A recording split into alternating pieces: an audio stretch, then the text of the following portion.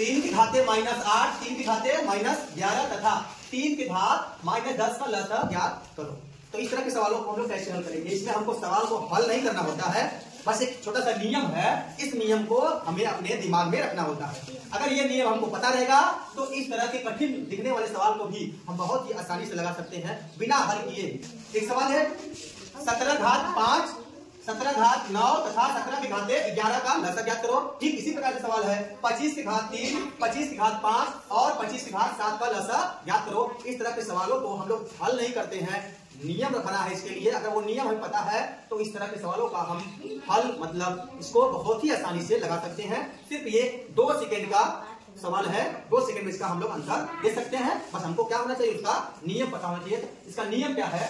समान अभाज्य गुणनखंड में अधिकतम घात वाली संख्या लसा होती है।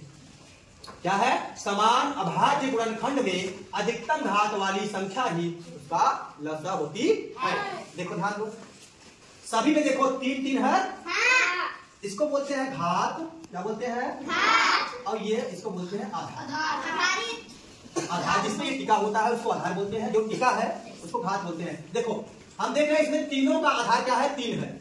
इसमें भी 3, इसमें भी 3, इसमें भी 3। ठीक, और घात से हमको मतलब नहीं है। अगर हमारा आधार सेम है मतलब समान है तो इसका लसा निकालना होगा। तो क्या होगा उसका लसा?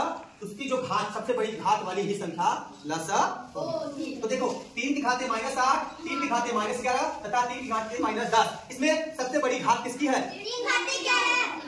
3 की घाते -11। इसी का देखो 8 है, 11 है, 10 है।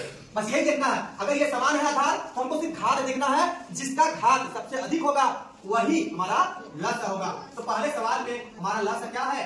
3 की घाते -11। अब सवाल देखो दूसरा, 17 के पावर मतलब घात।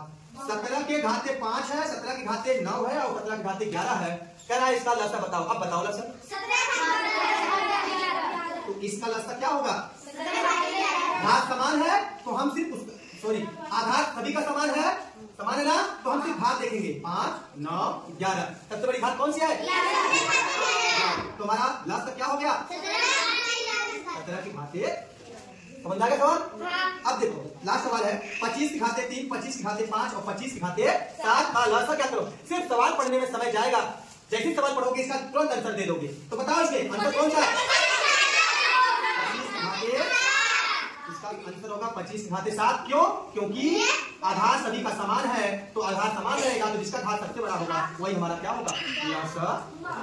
समझ में आ गया?